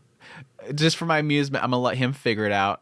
For now, his claim of being Ariel's knight wasn't fraudulent. That was good enough. For a golden knight, his armor was dull. It looked sort of gold in the right light. Maybe it needed polishing. But was there an order of golden knights in Osra? The order was created after Her Majesty's coronation. Our official duty is to serve as Queen Ariel's bodyguard. But we go anywhere and undertake any task Her Majesty gives us. We use the forbidden teleportation circles when we must. The order's original purpose, from what I'm told, was to aid our allies. You don't say. So Ariel had set them up for them. She had a strong sense of duty, a little frightening. It made Rudeus wonder what she would demand down the track. It would be fine so long as Orsted could handle it. We're the newly established order, and don't have many members yet, but we're elite. I might not look it, but I've dabbled in Northgod style. Another sign. Chandel smiled. In that case, I thought you would carry a sword. Another sign. It just keeps, more signs keep popping up. I thought this would be more effective. He twirled a golden metal staff. It looked like an iron pipe. A staff fighter, then. Sword fighting was usually advanced in this world. Reese thought it was the influence of the Superg clan that made martial weapons with reach less popular. He'd never seen a staff fighter in this world until now. If he can handle the Northgod style, he'd be able to fight anything. There was even warriors a bit like ninja amongst the Northgod followers. They weren't sword fighters either. Yeah, that's interesting, because I think at some point they mentioned the idea that Northgod Kalman II, he was into the idea of trying out different weapons. So it kind of makes me wonder, like an MMO where you purposely go out of your way to max every single weapon skill. So okay, got this one maxed out. Time to put a knife in my hand and stab sheep for the next 20 minutes to max out that skill. And so it kind of makes me wonder, he just, okay, time to max out the staff. I'm going to try out staff now. He's been around for a long time, and maybe he's just maxing all the skills. A longer weapon gives you great reach, huh? Right, absolutely. Sword God style fighters attack from impossible distances, and Water God style fighters parry attacks from any distance. That's what makes them strong. Why get hung up on swords? You might as well start off with long-ranging weapons. Simple argument, in the world of Rudeus' old life, the idea had gone unchallenged. Weapon range had extended further and further. This world wasn't like that, though. If people started buying it, then the sword fighters, who made up a majority of the warrior class, would lose their respect. The strength of the sword fighter was that, in this world where healing magic would repair wounds, and was wielded by the difficult-to-kill creatures who roam the wilds, they could cut down an enemy in a single blow. In other words, his argument for his staff was poorly thought-out logic of a weak man. Maybe it was effective when he fought people, but Rudeus wouldn't give him great odds against a monster with strong regenerative abilities. I don't really kind of get his logic here, and I kind of had to reread this a couple times, but it really kind of feels like he's implying the idea that most sword fighters are going to rush in there, they're going to get healed anyways, you might as well. And it's all about taking out the enemy in one blow. It doesn't matter about having range or anything like that. If you can just kill something in a single blow, that's going to be the logic that most people go for. I might as well just kill it with one single sword of light. I don't need all this other fancy crap. But again, it's also kind of downplaying the strength of what he could do with that staff. Like, he could literally crush something with that staff. Like, it doesn't matter that you can split something in half with a sword of light if he could just literally crush somebody's skull in one hit. Doga here is also in the Golden Knights. He didn't have a surname. He was from the Donati region of the Orsted Kingdom. He started off as a soldier, guarding the gates. Shandel, by then appointed as captain, seen his potential and recruited him. You're in charge of recruitment then? Making the Golden Knights into a perfect knight order is all part of my job as captain. I'm still looking for strong, capable new members to welcome into our ranks. Reese remembered the blessed child's personal guard. Their captain, Therese, had been the weakest of them too. I don't know why he's trying so desperately to go so far out of his way in order to discredit Shandel. Like, it's almost like Rudeus right here so badly wants Shandel to be the weakest person ever. It's like, please stop, Refugian. Just stop, dude. I know what you're doing. It's not working. And again, I'm going to be so freaking blown away if it actually turns out Shandel's super weak and he's not actually at all related. Rudeus guessed there was no requirement for the leader to be the strongest. A talent for leadership was more important. I mean, that technically is true. But considering you're called the Golden Knights, Doga's armor isn't very golden.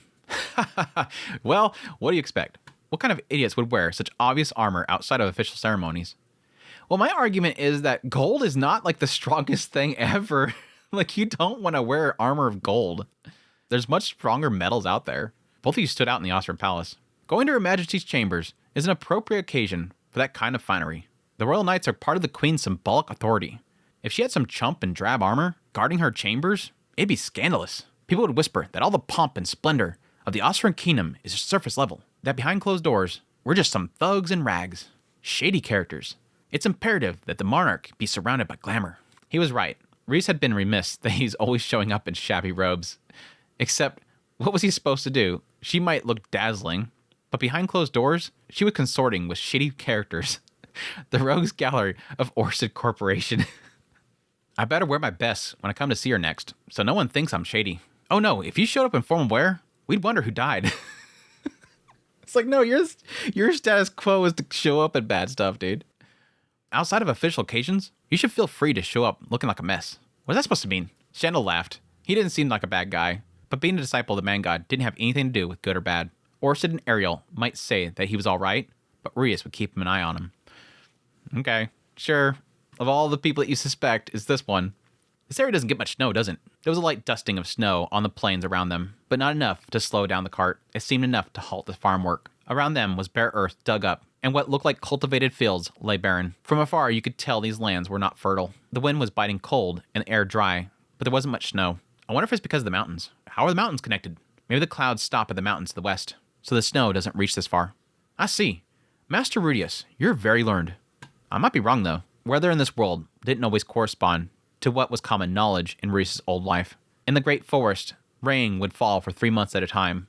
The desert formed on continents that didn't have particular factors that led to desertification. It was all totally possible that the mountains were unrelated, and there was some magic in the west forest that stopped the snow from falling. I mean, that was kind of my thought process there. I mean, I brought this up here recently when Rudeus was considering the idea of like the regions and the weathers in each region. And yes, it does make sense that, like, unlike our world that has an equator and where most of the heat is, and the further distances from that equator is being colder because it's further away from the sun and whatnot, it doesn't really map up to what's happening in this world. There's no semblance of where certain areas should be hotter than other areas. And I guess the conclusion that can easily come to is possibly just the density of certain magic in the world, mana, ley lines, that kind of stuff could possibly be affecting it. Certain creatures, high density of mana, all that kind of stuff could be affecting the weather patterns. My grandfather was obsessed with that sort of thing. Really? Was he studying something? He wanted to know where clouds came from and where they went, what people were before they were born, and where they were going when they die. That kind of stuff. He spent whole days looking up at the sky, thinking, no, that's gotta be Necros. Interesting little lore dump there about Necros Lacrosse. That's actually really cool. He sounded like a philosopher. Understandable. If Rudeus made it to his old age, he thought he spent his days like that. Once past 60, he'd sit around with Sylphie and Roxy, slowly going senile. Except Sylphie and Roxy would still look young. Alice would probably be fit as she is now, even as a grandma. In the end, Rudeus would go senile all by himself. That's very philosophical. Philosophical? Philosophy is, oh, there's a monster. I'll deal with it. They'd been attacked by monsters several times. The Behero kingdom was as forested as people said, so the road ran along the edge occasionally. Rudeus had gotten a look at his companion's abilities on those occasions, and had to admit that he could tell the strongest warriors of Orsted kingdom had skills. Ch1-2 was nimble with masterful technique, and a single swing from Doga took his opponents down. They were as strong as they looked, which is a fancy way to say they weren't any more than that. They were at least advanced tier swordsmen. They'd be a liability in the fight against the great powers, but they wouldn't get in the way for now. Shortly after, they arrived at the second city. Again, just going out of his way to make sure that, he's super weak. Hey, by the way, readers, he's super weak. They're super weak. I'd be even curious about Doga.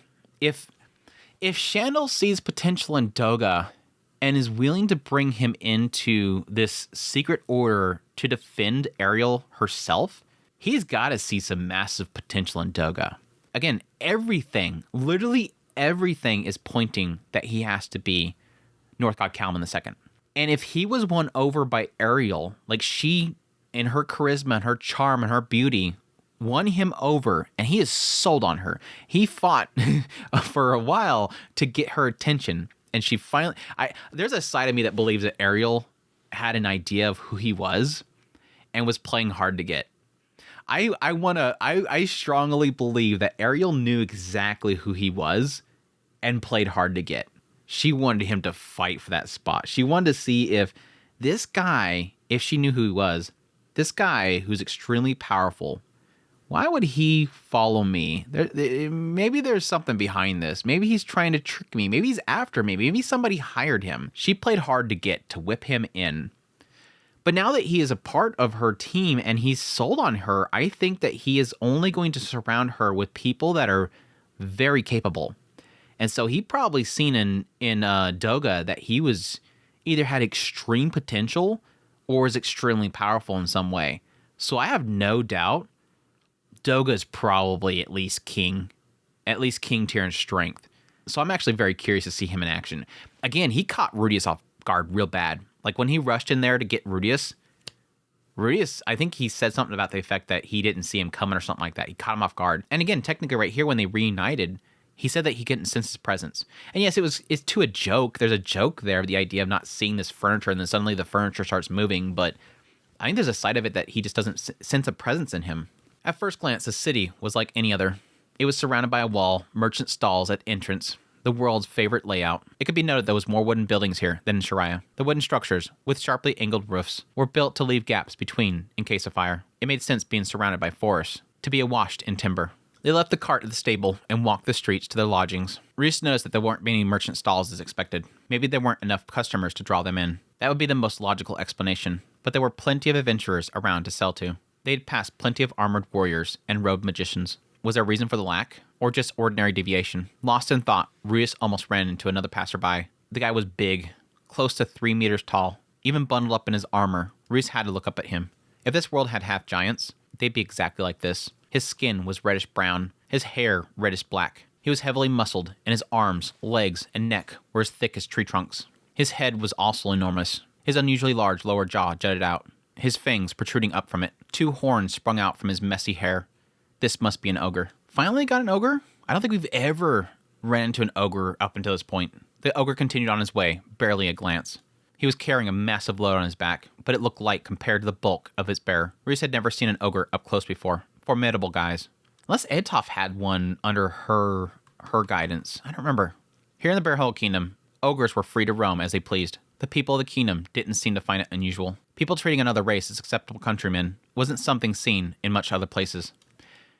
This is an odd statement here. When I read it, I found it very odd, and here I'm finding it very odd because this is something that he emphasized a lot in Shariah, that Shariah was very acceptant.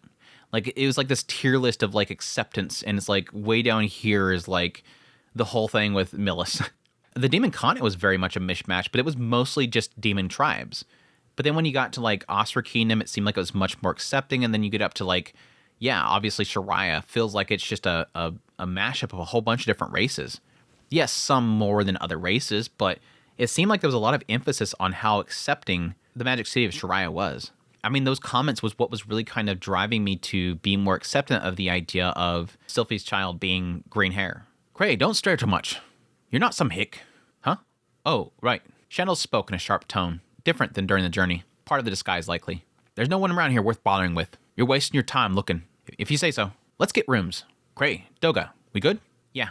Uh-huh. Doga was the same as before, but Shandel was in full roleplay mode, as discussed. Having Shandel act as leader also helped Rudeus keep his presence concealed. A drink to our arrival, Shandel? Once lodging is sorted, what do you say we head to the tavern? Cut loose. Ha! Just when I think you're real good for nothing. You come up with some damn fine ideas. You could learn from him, Doga.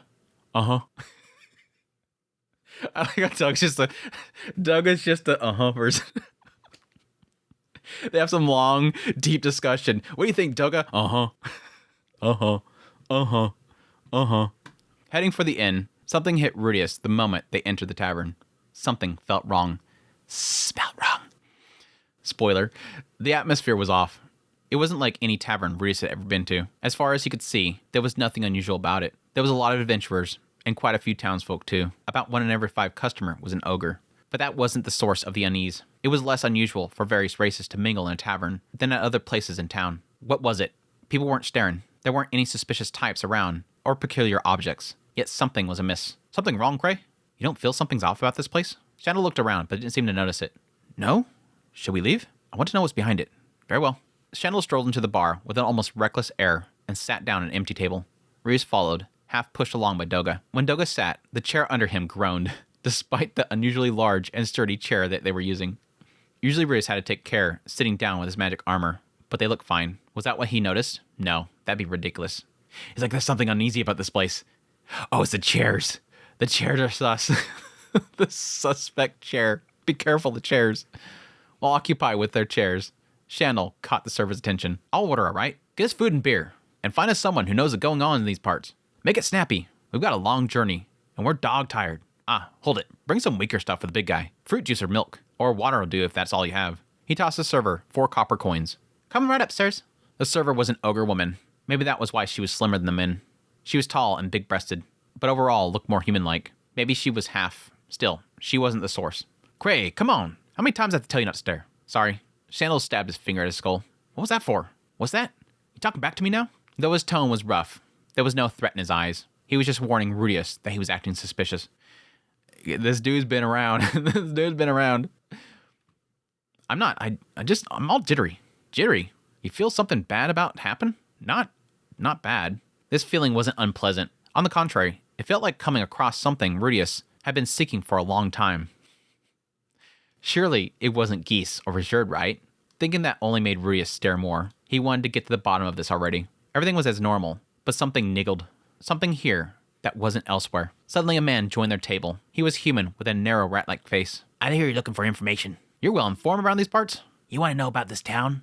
I'm your guy. I know how many adventuring parties are here. How the merchants get their wares. I can even tell you who the owner of the weapon shop is having an affair with.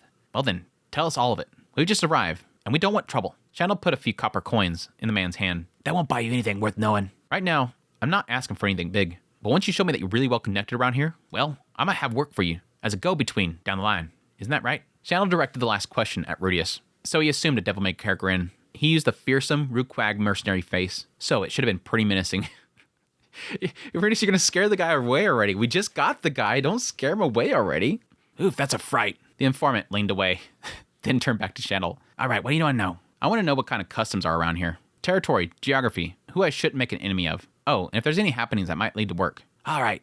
They didn't ask about Geese right away. It would be too eager. Just warriors passing themselves off as mercenaries. So as far as customs go, there are no hard rules. You can live in this town so long as you follow the law. Only thing is, there are a lot of ogres. Just best to watch how you act around them. Humans in this country are friendly with them. So even if you are a devout follower of Millis or something, you best keep any insult of the ogre tribe to yourself. What would happen if I insulted them? People won't sell to you. Inns won't give you rooms. The landlady at this place is an ogre, so you might get banned from the premise, or serve rotten food. The ogre tribe were cherished neighbors. Any insult to the ogre tribe was felt more keenly by the humans than the ogres themselves. Even in Shariah, there was a lot of tolerance for other races, but they were still segregated. People didn't live mingled together like they did here. I guess this is kind of an added little note to that whole thing. Like I said, it did feel like everything was pointing to the idea that Shariah was very much so open to multiple races. But yes, there was technically like an emphasis with the whole situation at the university and the Beastfolk tribe that they were trying to open that up. So it could be, yes, this kind of adds a little bit of flavor to it that, yeah, there's a lot of people there and they live amongst each other, but they're not living side by side. They're not living in the same houses. They're not, just hanging out with each other all the time. There's still kind of a separation there. They're not. I think the key thing is that with new races being sort of introduced into a society, or societies themselves sort of commingling, there's still an issue that comes up with culture. And culture can still cause a little bit of divide there. Even though you don't have a problem with another race, there's still difficulties in connecting. I guess is the best way to put it. There's still going to be difficulties with connecting to that other race. And thus, you still have sort of barriers that are up there that you're not intending to have up there. Whereas the ogre tribe with these humans of this kingdom have probably been, around each other for so long, they have learned to commingle. They have learned to kind of hang out with each other and make those bonds between them. So I guess it all makes sense. As for geography, to give you a general idea, to the north you got the capital. Then there's one village to the south. It's tiny, doesn't even have a name, but a few woodcutters live there, and they hold their own against the monsters. To the southeast there's a labyrinth. If you want the exact location, it'll cost you. Tell me. Chandler held out a few copper coins and got the location. They weren't going, but there was no harm in knowing. The man then returned to Chandler's other questions. Yeah, that's kind of interesting to go out of their way to note there's a labyrinth here. And again, it's trying to make sure that they don't kind of brushed off to the side because they're trying to make it seem like they're not after specific information. Otherwise, it'll tip them off as to what they're doing. But it does make you kind of wonder if they're going to open the door to having to go to the labyrinth for some reason. Again, if Ruijerd is possibly looking for medicine and whatnot, it might be something in there that they need. Or could Ruijerd be hiding in the labyrinth? The ones you shouldn't make enemies of are the ogres. Like I said before, in this country, ogres and humans are treated the same. Apart from that, right, yeah, it's not a person, but there's a place you should avoid. The Earthworm Ravine. The Earthworm Ravine was an important location. Ruijerd was supposed to be in a village near the valley. I'm thinking that the ogre god probably already knows where Ruijerd is, or at least this tribe. He probably knows they're there, and he's purposely not messing with them because they are. I would assume the ogres are of the demon race, and thus knowing they're there isn't doing anything to them because they're fellow demons. They're not going to cause them any problems. But with what they kind of rumor about what they're doing down there, I would think that he would want to get involved eventually, and that might actually cause a conflict with Ruijerd and Rudeus and the ogre god. The ravine is in the middle of a deep forest called the Forest of No Return. They say that invisible devils have been showing up there since long ago, so it's forbidden to enter. Invisible devils? Just old wives' tales to scare children. As you can guess from the name, there are earth dragons living in the Earthworm Ravine. If some dumb adventurers went into the forest and messed with their den, we could end up with a whole flock of angry, vicious dragons razzing the country. I reckon that's why it's forbidden. The man frowned, seemingly to remember something. I say that, but not so long ago, well, it was about a year ago now, but there was a rumor of a devil emerging from the forest of no return. Oh? The chief of his town formed a survey team and sent them into the forest, only they didn't come back. Not even after the survey was supposed to have ended. There was all kinds of rumors. Some say invisible devils got him. Others said they stumbled upon an earth dragon's nest. Others said, no way, they just been eaten by ordinary monsters. It turned out they weren't all dead. Right when the chief gave the first survey team up for dead and sent another team, one of them turned up out of the blue. The man leaned in and fixed Rudeus with a deadly serious expression. It felt like a horror story. He was out of his mind, poor chump. He must have seen something that really scared him. The chief asked what happened, but he only stared into space, muttering, the devils, the devils. They say the chief was so frightened, he gave up on sending any more survey teams. He announced that the survey team was eaten by earth dragons and put a gag order on the whole business, so we were forbidden from speaking about it. The truth shrouded in darkness to this day, shelved as an unsolved mystery. That was about 6 months back. I'm calling BS on this. Now, it could be that Ruijerd and the other Superds, they just scared the living crap out of the person. Maybe they were being attacked by an earth dragon and Ruijerd and them, literally decimated the thing and it completely terrified the guy. But I don't think that they, attacked. This is trying to make it out like Ruijerd attacked them and they were terrified of Ruijerd and the other Superds. The devils are obviously going to be indication of Superds. And this was technically what Ruijerd was hearing about, because way back when Ruijerd went to leave, he said that he had heard news there was devils over there. And again, I think that was probably Badigadi that fed that to him. Badigadi told him there was some sightings of some devils over in the east, and that's where Ruijerd went to go to. But I think this whole devils thing is going to be the Superds. They probably were just terrified of the sheer strength of the Superds. Well, if it only ended there. Recently, the story reached the ears of the king. His Majesty was outraged. There's a village nearby, he cried. How can you abandon them without finding out what happened? He said that he'd send a hunting party. Even as we speak, they're assembling folks who know how to fight in the capital. and it's no secret why. There's a special reward of 10 Behero gold pieces for whoever uncovers the truth about the devils and kills them. Sounds like there might be a job in there for you, doesn't it? That wasn't quite what Rudeus heard about the Ruijerd sighting, but maybe it got jumbled up after the mercenary band got wind of it. It may have helped that they were on the lookout for something specific. Still, medicine didn't figure into this guy's story. Could Ruijerd really have wiped out the whole survey team without arousing suspicion? Why would he do such a thing? Was there something in the forest that he didn't want people to know or see? Again, I don't think that he attacked him or took out the survey team. I think it's going to probably be something else, another monster, or possibly the Earth Dragon. But I would assume that, yes, he wants to keep the tribe itself hidden. Because again, I'm assuming there's going to be a bunch of Serpers there. That's so. A fine story, right, Cray? Don't you think? Yeah, devils, huh? That's interesting. I like the sound of 10 gold pieces, too. Rudeus answered vaguely, his head full of other things. He needed to go to that forest. With all this information coming out, he couldn't believe Ruijerd was involved. Rudeus then spoke up. You said whoever kills the devils gets a reward. So that means whoever gets there first wins, right? Everyone will be going for it in parties. But we're not adventurers. We'll need support if we go for it. Good point. Maybe you can find someone for us. All right, my well-informed friend. Here's a fee for your next job. Find us a thief. I want someone with a lot of venturing skills. The more skilled at digging up information, the better. Doesn't matter if they're not much of a fighter. We've got that covered. The pay, let's see. Screw it. If you find someone, send them our way and we'll hash out the details. You on a deadline? Well, so long as it's in time for the hunting party. That's still a way off, yeah? A month away? A month away. All right, let's say 10 days from now, in this tavern. That work for you? Got yourself a deal. The man took the coins quickly, rose abruptly, and left, melting into the crowded tavern. I like how there's all these little details and they're like, yeah, he's got to be really good adventurer, really skilled. It doesn't have to be a fighter. like specifically, he doesn't have to fight much. Specifically, we don't mind if he is extremely weak. Geese. Good way of kind of slipping that in there. Because yes, it's not so much this guy is going to be going in and going, hey, Geese, I got a party for you. But it's more of an idea of like, I know about this guy named Geese and he's in the town and he's extremely good at this kind of stuff. You might hit him up. I don't see the guy going to Geese and saying, hey, I got a job for you over here. These guys are looking for an inform. Geese is busy right now.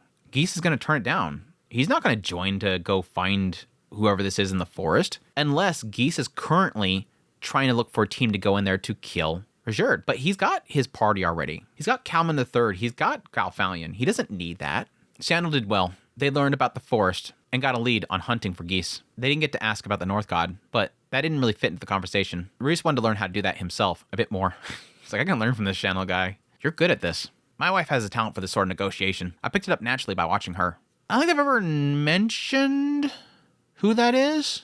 Yeah, I don't think they've ever mentioned who that is. A married man. Rudeus would have to make sure that he got home safe then. So, what now? We have to wait for him to come back. But I don't want to sit around here for 10 days. Shall we go on a little excursion? Oi, Doga.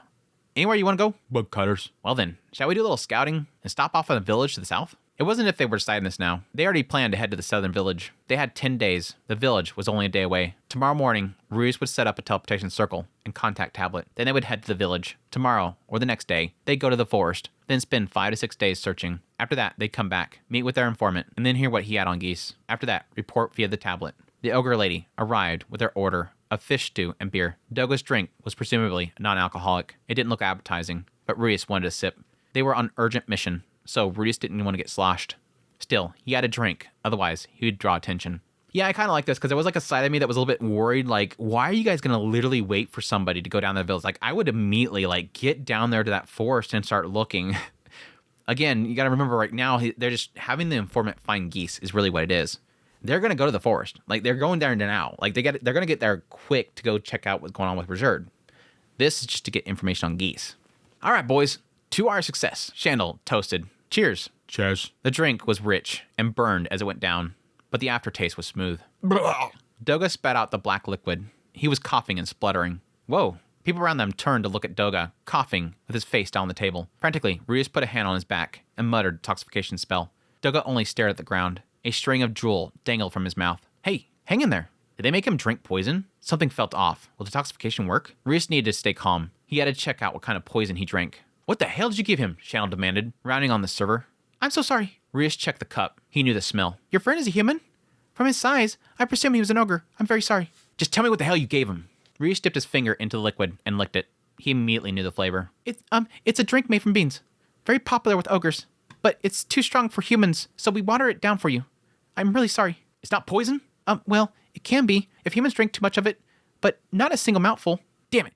Doga. Hey, Doga, can you hear me? Shandal was worked up, But Rudeus had fully regained his composure. Now that he thought of it, this was a smell that had been hanging around the tavern. It was probably in the fish stew too. This was what felt off. Rudeus knew this drink, and it was poisonous if he drank too much of it. But Doga had only a mouthful and spat out most of it. He might not feel great afterwards, but there wouldn't be lasting consequences. Rudeus dipped his finger into it and licked it off again. Yep, he was sure of it. He'd know it anywhere.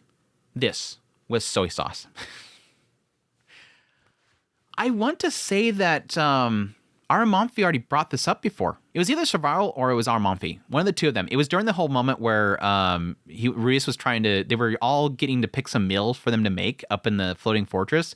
And Rudeus was asking a bunch of questions about like, oh, where you can get fresh eggs, where you can get rice. He's like, okay, if literally Aramonfi is going to go out and like do shopping runs for them to make them whatever they want. Shoot, let's try to find all the ingredients to make a Japanese meal. And yes, it was all about Rudeus wanting comfort there, and he was trying to make something from Nanahoshi too, which ended up breaking Nanahoshi. And I wanted to say they mentioned this at some point. I have to remember I have to double check what was the hang up with it. There was something that was a hang up about it. Like there was something off about it that wasn't going to work out. Yeah, it was during that whole bit. He was sent up to Burrow Kingdom because they said they had something similar up there. Aramonfi goes up there, but then comes back an hour later, apparently not getting the soy sauce, but then bringing tofu instead. It never really implied why he didn't get it, why he wasn't able to get it. Doesn't make any sense, especially if it's like a drink. They're all drinking it. Maybe he wasn't able to find it or figure it out, and he just gave up. But yeah, way back here, they talked about Burrow Kingdom having something similar to it. So it all lines up. But no, I don't think I've ever heard of soy sauce being poison if you consume too much of it. I've never heard that before. I mean, it makes sense. It's a fermented bean, but still cool, I guess. This big old dragged out thing where it's like something is off, something is weird, something feels like I've been searching for it for a long time. Could it be Geese? Could it be Ruijerd? Could one of the two of them being here? Something I've been seeking for a long time? No, it was soy sauce. I've been seeking that for a time. It makes me kind of wonder. I would think that soy sauce, the smell of soy sauce is super distinct. Like I guess based on the fact that Rudeus has not been in his previous life for so long, you can definitely get that sense that he's going to forget what it is. But yeah, if there was soy sauce in an area, I'm going to smell it. That is very, again, because there's presumably a lot of the ogres in here are drinking it, that yeah, you'd pick up on it really quickly. It's in the food. You're going to pick up on it really quickly. Still dorky though. Still dorky. Nearly, we nearly had Doga. The great Doga is nearly killed by soy sauce intake. Is dorky. But anyways, yeah, we got a good setup here for what's to come. I'm hoping we quickly jump into going to the forest and checking it out. It's cool to bring up the woodcutters again. I'm assuming what we're talking about here is something that Rudeus has talked about before, which is the Woodcutters Guild. I think it was a guild. But the fact that there's woodcutters that will go out to these forests and cut them down, it helps in cutting down how many treants might attack nearby villages and whatnot. But yes, they're supposedly people that are very formidable themselves. They're not just pushovers. These are lumberjacks that, go on a regular basis out to the forest and hack down giant bears. Like these are tough dudes. These are literally adventurers in their own right, but they do cut the trees down as well. So maybe we'll get a little brief moment really getting into the woodcutters and all that kind of stuff, which I always love. I love that kind of world building stuff. But I'm really wanting to get to the forest quickly, find Ruijerd, get Papa Ruijerd, included finally for once, get him into the team. I miss Ruijerd. Don't let him be harmed or anything like that. And yes, possibly, finally running into other Superds. I would love to see if there's actually a village of Superds. I'm actually curious if it's going to not be so much a village of Superds, but more of a, what if it's just one?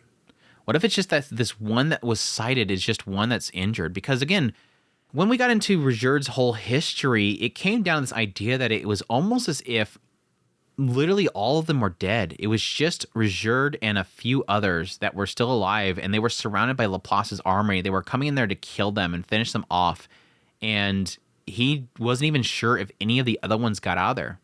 Like, it was almost like there was like 5 of them left, and they were all having to escape with their lives, and they were surrounded. And so it almost implied this idea of like, I don't even know if any of the other ones made it out. And so it could come down to the idea there's not really that many left. And the other sad aspect of it all is there any other Superd females? I doubt it. I mean, it almost implied the idea that there's not many others. But I mean, there could have been some other groups of Superds, females and children that were elsewhere that could have possibly escaped because they were talking about the idea that, yeah, nobody likes Superds anymore. And they were going around taking them all out. And there could have been some that actually managed to get away. But I kind of wonder if there's any females there or any children that could possibly, rebuild the Superd tribe and not make them go extinct with the passing of Ruijerd.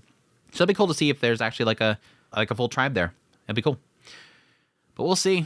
We'll see. I'm gonna assume there's at least one, and I'm wondering if they're possibly injured and Ruijerd's trying to get them back to full health. But yeah, I'm also kind of curious how it's going to play out this story because we have literally Sylphie going to get Gino Britz, which I'm gonna assume that she's gonna at least get Gino Britz at her side and then go back over there. I'm kind of wondering at this point if they're not going to get Ghislaine and Isolde involved because there's a side of me that almost wonders that who Ariel sent is literally her toughest. She has no reason to be sending Isolde or Ghislaine because now Rudeus has literally the North God at his side. But I'm guessing we'll have a chapter with Edis and Roxy going over to talk to the Ogre God, and I'm really kind of curious how that's going to play out. My assumption is that Geese is going to get to them first, and that might actually turn into some sort of conflict there. I'm also wondering if it's going to turn into an idea of the Ogre God sort of challenging Edis in some way to prove herself, like them some sort of show of strength that will win over the Ogre God. That could be a really cool little thing there as well. But the massive question mark is going to be around like Zenoba. I'm very curious what they're going to do with Zenoba's perspective. He's just going to go there and set up a teleportation circle and then just like shrug, that's it. But granted, Zenoba could end up being the one that ends up finding the information on Geese. Again, Edis and Roxy winning over the Ogre, Sylphie obtaining Gino Britz and heading back over, Rudeus right here finding Ruijerd, and then Zenoba actually finding the location of Geese and contacting Rudeus that way. That kind of scares me though, because then that means that Zenoba, Julie, Ginger, they're in a bad spot. And that's pretty much why, because there's obviously a recurring emphasis on how good Ginger is at finding information. That would probably lead into the idea of her actually discovering where Geese is before anybody else is playing off of Ginger's ability to do that. So anyways, that is the first two chapters of Volume 24. Things are going to start heating up. Looking forward to it. I'm just excited to see. I want to see Ruijerd. That's like the main thing that I'm excited about this chapter or this volume for, is just finally getting back to Ruijerd. But we'll see. We'll see. But anyhow, thank you guys so much for dropping by for the premiere. Hey chat, hope you guys enjoyed this Mushoku Monday. Thank you guys so much for your support. Hit the like button before you leave. Everybody forgets to hit the like button. Bad Babaka people forget to hit the like button. Just smash it, smack it. It's free. It helps out the channel. Thank you guys so much for your kind words. All of you guys' support means so much to me. And yes, as per usual, greatly, greatly, greatly appreciate everybody that supports channel monetarily through Patreon, tips, links, super thanks, memberships, all that good stuff. But until the next Mushoku Monday, y'all take care.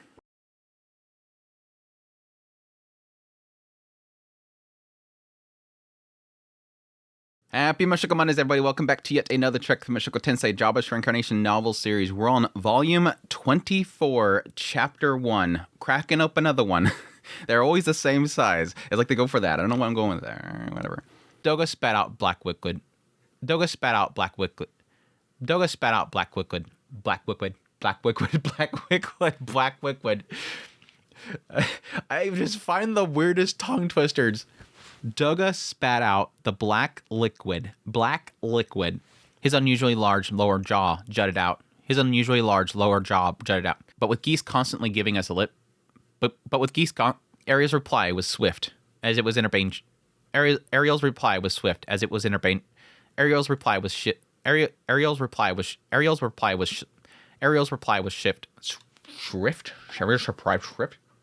It might be worth staging as divert. It might be worth staging a diversion. It might be worth staging as a. It might be worth staging a diversion.